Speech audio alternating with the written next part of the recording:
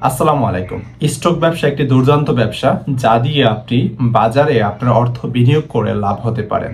আজকে স্টক ব্যবসা করে কিভাবে লাভবান হওয়া যায় এবং কি কি ওয়েতে বা কোন কোন স্টক মার্কেটে আপনি ইনভেস্ট করতে পারেন, কি কি ওয়ে আপনাকে অবলম্বন করতে হবে, এই বিষয়গুলো নিয়ে ইনশাআল্লাহ আজকের ভিডিওতে আমরা আলোচনা করব। এক নম্বরে হচ্ছে ডিভিডেন্ড স্টক ইনভেস্টমেন্ট। ডিভিডেন্ড দেওয়া স্টকগুলোতে বিনিয়োগ করা একটি নিরাপদ পদ্ধতি হতে পারে। এই ধরনের স্টকগুলি নিয়মিত ডিভিডেন্ড প্রদান করে থাকে, যা আপনাকে নিয়মিত আয় প্রদান করে। দুই নম্বরে growth stock investment.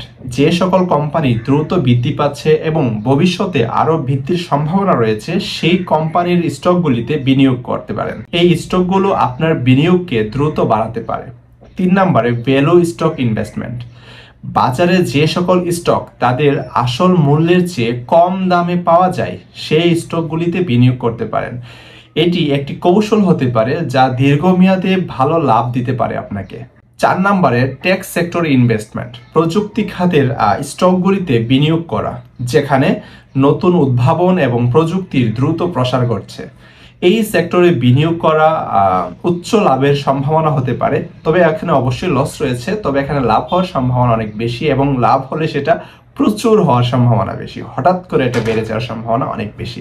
5 number sustainable energy stock investment. পরিবেশ বান্ধব এবং টেকসই শক্তির খাতে বিনিয়োগ করা। এই সেক্টরের স্টকগুলিতে ভবিষ্যতে বড় লাভের সম্ভাবনা রয়েছে, বিশেষ করে যখন বিশ্ব আরো বেশি পরিবেশ সচেতন হচ্ছে। 6 নম্বরে ইন্ডেক্স ফান্ডস।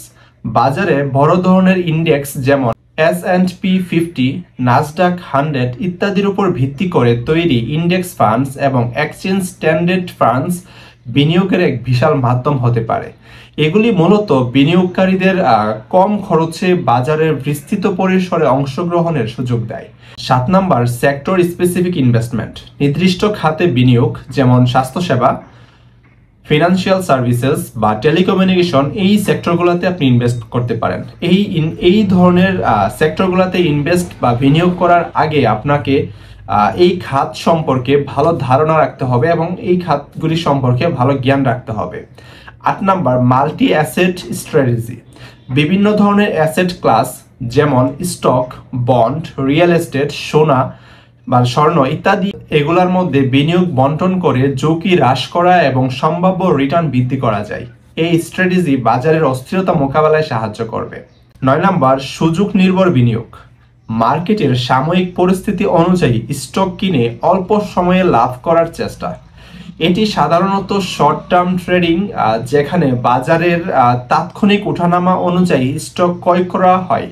এই ধরনের বিনিয়োগের জন্য বাজার সম্পর্কে গভীর জ্ঞান এবং দক্ষতার প্রয়োজন আছে। 10 নাম্বার কোয়ান্টিটেটিভ অ্যানালাইসিস। বিভিন্ন ধরনের গণিত এবং পরিসংখ্যান ভিত্তিক মডেল ব্যবহার করে স্টক বাজারে বিনিয়োগ করার সিদ্ধান্ত নেওয়া। এটি বাজারের ট্রেন্ডস এবং প্যাটার্ন বুঝতে এবং ভালো বিনিয়োগের সিদ্ধান্ত নিতে সাহায্য করে। এতক্ষণ যে 10টা টপিক নিয়ে আমরা আলোচনা করলাম, এই 10টা টপিকের ধারণাগুলি আপনাকে স্টক মার্কেটে বিনিয়োগের প্রস্তুতি এবং বিভিন্ন ধরনের বিনিয়োগ সামঞ্জস্য করার উপযোগী করে তুলবে।